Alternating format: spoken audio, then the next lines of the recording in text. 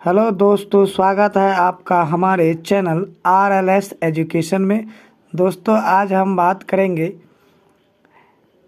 Library science का unit 5 information source और services, Hindi में सूचना स्रोत एवं सेवाएं। आज पार्ट 21 होगा। इससे पिछले वीडियो में पार्ट 20 हो चुका है, जो लगभग 1130 क्वेश्चन अपलोड किया जा चुका है पार्ट 20 में। और अब पार्ट 21 होगा आज, जिसमें प्रश्न संख्या 11 से 31 से होगा। और यह AKB पब्लिकेशन डॉक्टर अमित किशोर सर के द्वारा लिखी गई है। लाइब्रेरी साइंस की MCQ पुस्तक है, जिससे टोटल 7500 प्लस MCQ कराएंगे। अगर आप बिहार लाइब्रेरी एग्ज़ाम की तैयारी करते हैं तो हमारे चैनल को ज़रूर सब्सक्राइब कर ले। प्रश्न संख्या 1131 में होगा आंसर A हैंसन और ग्रोगैन। प्रश्न संख्या 1132 प्रलेखों को उनकी भौतिक विशेषताओं के आधार पर खाली स्थान द्वारा वर्गीकृत किया गया है। इसका राइट आंसर ऑप्शन डी होगा, रंगनाथन। प्रश्न संख्या 1133 रंगनाथन द्वारा दिए गए प्रलेखों के वर्गीकरण में निम्नलिखित में कौन सा सही है? इसका राइट आंसर होगा option number A conventional, neon conventional, non conventional और मेटा डॉक्यूमेंट। दोस्तों, अगर आप हमारे चैनल पर नए हैं तो हमारे चैनल को लाइक, शेयर और सब्सक्राइब जरूर कर दें। इस वीडियो को देखने के बाद आपको तैयारी में 60 से 70% की बढ़ोतरी हो जाएगी, तो हमारे चैनल को जरूर सब्सक्राइब कर ले। प्रश्न संख्या 1134 डॉक्टर SN रंगनाथन द्वारा प्रलेखों को उनकी भौतिक विशेषताओं, परिचित और उपयोग के आधार पर कितने वर्गों में विभाजित किया गया है? इसका राइट आंसर होगा ऑप्शन ए। प्रश्न संख्या 1133 रंगनाथन द्वारा दिए गए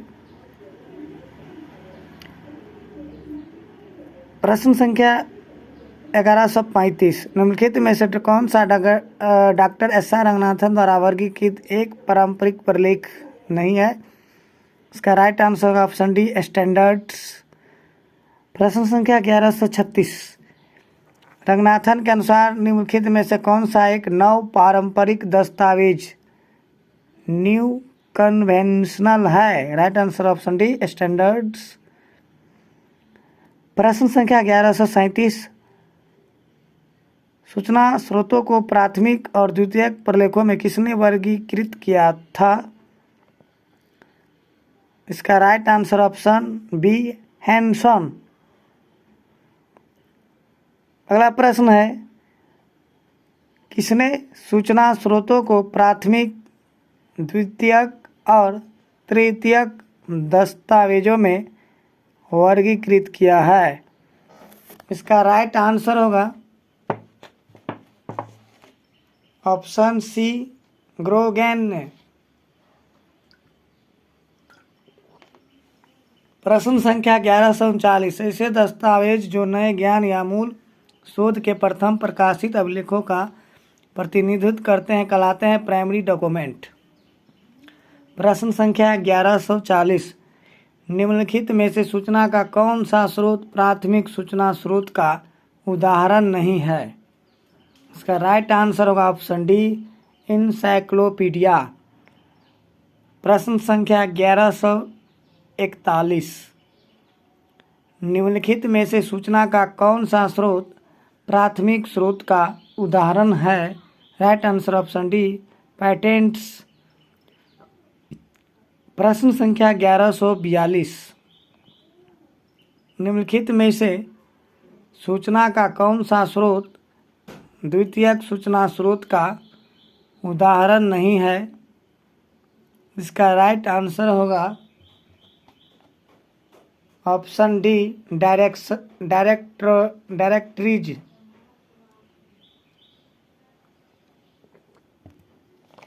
अगला प्रश्न है, निम्नलिखित में से सूचना का कौन सा स्रोत द्वितीयक सूचना स्रोत का उदाहरण है? इसका राइट आंसर ऑप्शन ए, एब्स्ट्रैक्ट्स। प्रश्न संख्या 1144, निम्नलिखित में से सूचना का कौन सा स्रोत तृतीयक सूचना स्रोत का उदाहरण नहीं है? Right answer option D, encyclopedia. Directory, yearbook, bibliography और बिब्लियोग्राफीज ये सेकेंडरी सूचना होगा। प्रश्न संख्या 1145, निम्नलिखित में से सूचना का कौन सा स्रोत तृतीयक सूचना स्रोत का उदाहरण है? Right answer option A, guide of libraries. प्रश्न संख्या 1146, सूचना का वह प्राथमिक स्रोत जिसमें किसी विशेष विषय से संबंधित नए शोध या ज्ञान का प्रकाशन सदैव जारी रखने के इरादे से नियमित अंतराल पर प्रकाशित किया जाता है कहलाता है? पीरियोडिकल्स या जर्नल्स। राइट आंसर ऑप्शन ए। प्रश्न संख्या 1147, खाली स्थान किसी समाज या संघ द्वारा प्रायोजित सम्मेलन, कांग्रेस, संगोष्ठी या अन्य बैठक प्रकाशित रिकॉर्ड और प्रतिभागियों का द्वारा प्रलेख कहलाता है? Right answer option B, conference proceedings. प्रश्न संख्या 1148, खाली स्थान सरकार और आविष्कारक शोधकर्ता के बीच समझौता का प्रमाण पत्र है? राइट आंसर होगा ऑप्शन ए, पेटेंट्स। अगला प्रश्न है, पेटेंट सूचना प्रणाली और राष्ट्रीय बौद्धिक संपदा प्रबंधन संस्थान के कार्यालय कहाँ पर अवस्थित है? राइट आंसर ऑप्शन ए, नागपुर। प्रश्न संख्या 1150, डेटाबेस दो प्रकार के होते हैं? Right answer option A, reference database and source database. प्रश्न संख्या 1151, किस सेवा का कार्य पाठक और पुस्तक के बीच संपर्क स्थापित कराना है? राइट आंसर ऑप्शन ए, रेफरेंस सर्विस। प्रश्न संख्या 1152, संदर्भ सेवा की यह परिभाषा किसने दी है? Contact between the right reader and right book at the right time and in the right personal way. इसका सही आंसर होगा ऑप्शन ए, एस.आर. रंगनाथन।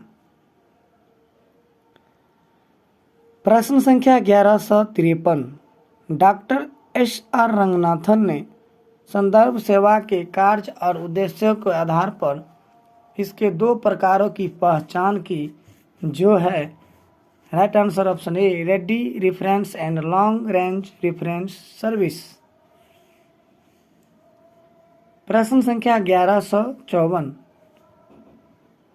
अधिकांश त्वरित संदर्भ सेवाएं तथा खोज प्रकार की प्रकृति होती है जिन्हें बहुत कम समय में पूरा किया जा सकता है और आमतौर पर इस प्रकार की सेवाएं प्रदान करने के लिए खाली स्थान का उपयोग किया जाता है? इसका राइट आंसर होगा ऑप्शन ए, रेफरेंस बुक्स।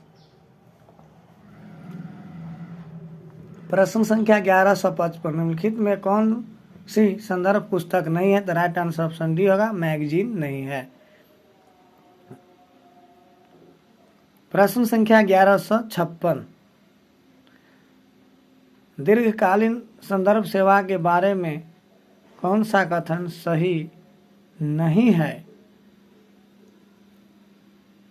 इसका राइट आंसर होगा ऑप्शन डी, लंबी दूरी की संदर्भ सेवा का समाधान केवल संदर्भ पुस्तकों द्वारा ही किया जा सकता है। प्रश्न संख्या 1100,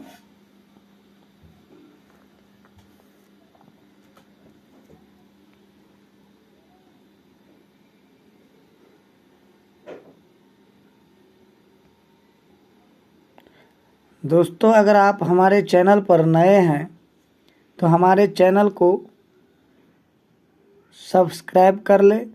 बिहार लाइब्रेरियन की तैयारी करते हैं तो हमारे चैनल से जुड़ जाएं। इस चैनल पर 7500+ MCQ and other abbreviations, computer से रिलेटेड क्वेश्चन अपलोड किया जाएगा, जिसके माध्यम से आप सरल तरीका से अपनी तैयारी को आगे बढ़ा सकते हैं। प्रश्न संख्या 1157 में रेफरल सेवा के बारे में कौन सा कथन सही नहीं है? इसका राइट आंसर हो जाएगा ऑप्शन ए, यह संदर्भ सेवा का दूसरा नाम है। बी में है रेफरल सेवा ही संदर्भ सेवा के एक रूप है। सी में है इस प्रकार की सेवा पाठकों को इसके उपयुक्त सूचना स्रोतों का संदर्भ दिया जाता है जहां इसकी जानकारी तक पहुंच की संभावना होती है। तो इसका आंसर नहीं में दिया है, इसीलिए इसका आंसर हो जाएगा BCD सही है और एक नहीं होगा। प्रश्न संख्या 1158, डॉक्यूमेंटेशन शब्द का प्रयोग सबसे पहले किसके द्वारा किया गया था? डॉक्टर पॉल आउटलेट के द्वारा। राइट आंसर ऑप्शन ए होगा पॉल आउटलेट। प्रश्न संख्या 1159, पॉल और आउटलेट ने डॉक्यूमेंटेशन विषय पर पहली पुस्तक ट्रेट डी डॉक्यूमेंटेशन की रचना किस वर्ष की थी? राइट आंसर ऑप्शन ए इन 1934 में। प्रश्न संख्या 1160, SC ब्रैडफोर्ड की पुस्तक डॉक्यूमेंटेशन किस वर्ष प्रकाशित हुई थी? इसका राइट आंसर ऑप्शन ए इन 1948।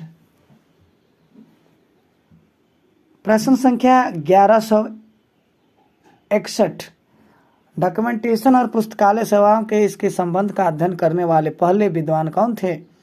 Right answer option B SC Bradford. प्रश्न संख्या 1162, डॉक्यूमेंटेशन के क्षेत्र में योगदान के लिए प्रतिष्ठित नोबेल शांति पुरस्कार किसे मिला है? राइट आंसर ऑप्शन ए होगा हेनरी ला फॉन्टेनी को। प्रश्न संख्या 1163, इनमें से कौन सा जागरूकता सेवा अलर्टिंग सर्विस के अंतर्गत आता है?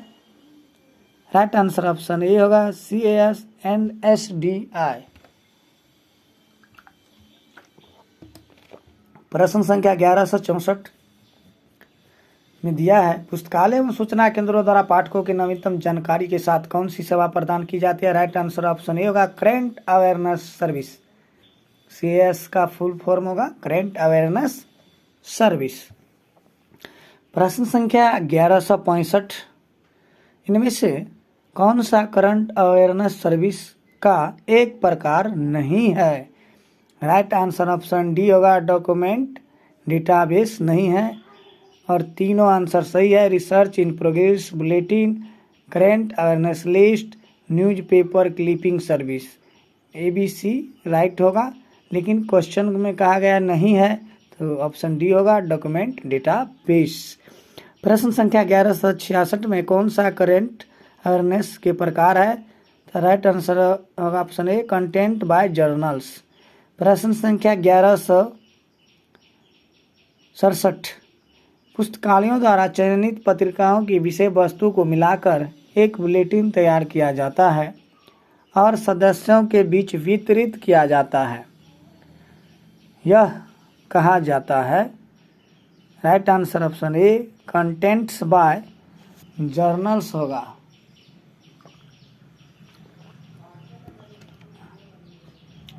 प्रश्न संख्या 1168, पत्रिकाओं में प्रकाशित लेखों को पुस्तकालय द्वारा संग्रहित किया जाता है, फिर वर्गीकृत विषयवार और ग्रंथ सूची प्रकाशित की जाती है। इन सूचियों की सहायता से समय पर जागरूकता सेवा प्रदान की जाती है। इस सेवा को क्या कहा जाता है? तो राइट आंसर ऑप्शन बी होगा करेंट अवेयरनेस लिस्ट कहा जाता है। प्रश्न संख्या 1169, एक ही क्षेत्र में अनुसंधान की प्रगति के बारे में समय समय पर बुलेटिन निकाले जाते हैं और इनमें अनुसंधान परियोजनाओं के नाम, अनुसंधान अनुदान देने वाले संस्थाओं के नाम और संदर्भ स्रोतों का विवरण प्रदान किया जाता है। इस सेवा को क्या कहा जाता है? राइट आंसर ऑप्शन सी होगा रिसर्च इन प्रोग्रेस बुलेटिन कहा जाता है। प्रश्न संख्या 1170, समाचार पत्र नवीनतम सूचना और ज्ञान का स्रोत होता है और इसमें प्रतिदिन मानव जीवन से जुड़े हर क्षेत्र की जानकारी प्रस्तुत या प्रकाशित की जाती है। इन सूचनाओं से विशिष्ट शोध विषयों से संबंधित सूचनाएं एकत्र की जाती है और इन सूचनाओं की कतरनों को सादे कागज पर चिपका कर विषयवार वर्गीकृत किया जाता है और फिर इसकी फाइल बनाई जाती है जो यूजर को निश्चित समय अंतराल पर उपलब्ध कराए जाते हैं। इस सेवा को कहा जाता है, राइट आंसर ऑप्शन डी हो जाएगा, न्यूज़पेपर क्लिपिंग सर्विस कहा जाता है। अगला प्रश्न है 1171। 1961 में सबसे पहले किसने वर्तमान जागरूकता सेवा के लिए कंप्यूटर उपयोग पद्धति का प्रस्ताव रखा है और इसे चयनात्मक सूचना प्रसार सेवा का नाम दिया है? राइट आंसर ऑप्शन ए होगा HP लुहान। प्रश्न संख्या 1172। चयनात्मक सूचना प्रसार सेवा के तत्व या उपकरण है? राइट आंसर हो जाएगा option C, both of the above, यानी डॉक्यूमेंट, डेटाबेस और यूजर्स प्रोफाइल, दोनों आंसर हो जाएगा इसका। राइट आंसर ऑप्शन सी हो जाएगा। प्रश्न संख्या 1173 में है, चयनात्मक सूचना प्रसार सेवा के बारे में कौन सा कथन सही नहीं है? राइट आंसर ऑप्शन डी हो जाएगा। इसमें उपयोगकर्ताओं के दिलचस्प शब्दों को समाचार पत्रों से लिया जाता है और उससे प्रलेख प्रोफाइल का मिलान किया जाता है, तो नहीं है, तो डी नहीं होगा और ABC सभी सही है। तो आप वीडियो को स्लो करके देख सकते हैं।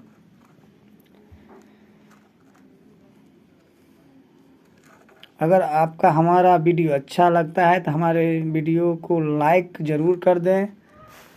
आपको समय समय पर वीडियो अपलोड मैं करता रहूँगा जब तक बिहार लाइब्रेरी की एग्ज़ाम नहीं हो जाती है। वैकेंसी तो आएगी ही, तैयारी करते रहे, कंपटीशन अधिक रहेगी। प्रश्न संख्या 1174 में है, HDI के चरणों में मिलान, चयन, अधिसूचना एवं फीडबैक के अतिरिक्त क्या शामिल है? मॉडिफिकेशन शामिल है। राइट आंसर ऑप्शन ए हो जाएगा। प्रश्न संख्या 1175 में है, अनुक्रमणीकरण एवं सारांशीकरण सेवाओं के संदर्भ में कौन सा कथन सही नहीं है? नहीं करके दे रहा है क्वेश्चन, तो ध्यान रखना होगा आपको। राइट आंसर ऑप्शन डी हो जाएगा। इस सेवा में पाठकों को उपयोगी जानकारी और लेखा का पूरा पाठ उपलब्ध कराया जाता है। और प्रश्न में है ऑप्शन ABC सही होगा।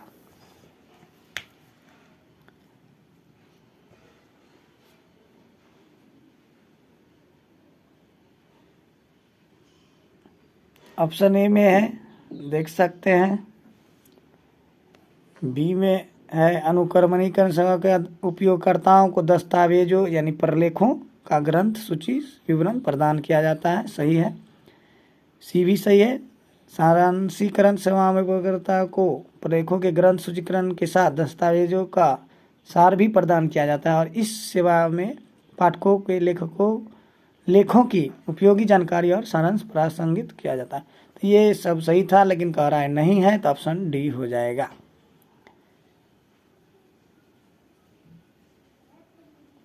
प्रश्न संख्या 1176। सार को मुख्य रूप से दो प्रकारों में विभाजित किया जा सकता है, सूचनात्मक सार और राइट आंसर होगा ऑप्शन ए, इंडिकेटिव एब्स्ट्रैक्ट। प्रश्न संख्या 1177। एक अच्छे सार में कौन सी विशेषताएं शामिल की जानी चाहिए? ऑल ऑफ द एबव होगा इसका। Brevity and accuracy, clarity and uniformity, C में है रिलायबिलिटी और ऑथेंटिसिटी, तो ये सभी हो जाएगा। प्रश्न संख्या 1178 में है, रिप्रोग्राफी का शाब्दिक अर्थ क्या है? इसका राइट आंसर हो जाएगा ऑप्शन ए, रिप्रोडक्शन। प्रश्न संख्या 1179 में है, कभी कभी पाठकों को मूल दस्तावेज को पढ़ने और उसकी मांग करने की आवश्यकता महसूस होती है, जिसके संदर्भ में पुस्तकालयों द्वारा पाठकों को एवं पुनरुत्पादित प्रति उपलब्ध कराई जाती है, जिसे कहा जाता है। राइट आंसर हो जाएगा उसका ऑप्शन ए। प्रश्न संख्या 1180 में है, दस्तावेज यानी डॉक्यूमेंट की दूसरी प्रति जेरॉक्स मशीन या फोटोकॉपी विधि द्वारा तैयार की जाती है। यह कॉपी सरल और उपयोगी है और वर्तमान में इसका अत्यधिक उपयोग किया जाता है। इसके अलावा कौन सी प्रचलित विधियां हैं जिनकी सहायता से दस्तावेज की दूसरी प्रति तैयार की जाती है? राइट आंसर ऑप्शन डी हो जाएगा। इलेक्ट्रोग्राफी हो जाएगा, डायग्रोग्राफी और thermography, all of the above answer हो जाएगा। प्रश्न संख्या 1181 में अनुवाद सेवा के बारे में कौन सा कथन सही है? तो इसका राइट आंसर हो जाएगा दोस्तों ऑप्शन डी, उपरोक्त सभी हो जाएगा। ए में वह सेवा जिसमें पुस्तकालयों द्वारा आवश्यक जानकारी का अनुवाद किया जाता है और पाठकों को उसकी ज्ञात भाषा में उसकी मांग पर प्रदान किया जाता है, अनुवाद सेवा कहलाती है। बिल्कुल सही है। बी में है किसी भी स्रोत भाषा से लक्ष्य भाषा में संदर्भित विचारों या अभिव्यक्तियों का अनुवाद करने की प्रक्रिया को अनुवाद कहा जाता है। बिल्कुल सही है। सी में है स्रोत भाषा का अर्थ है वह भाषा जिसमें दस्तावेज प्रकाशित किया गया है और लक्ष्य भाषा का अर्थ है वह भाषा जिसमें दस्तावेज को संशोधित करने की आवश्यकता है। तो सभी हो जाएगा ऑप्शन डी, उपरोक्त सभी। प्रश्न संख्या 1182 में ग्रंथ सूची सेवा के बारे में कौन सा कथन सही है? इसका भी राइट आंसर हो जाएगा, जिसमें भी all of the above option रहता है तो वो पूरी संभावना है कि वही आंसर होगा। तो नहीं रहता तो चुना जाएगा, लेकिन सही बता रहा है तो ऑल ऑफ द एबव है तो पूरा चांस है कि यही आंसर होता है क्वेश्चन में।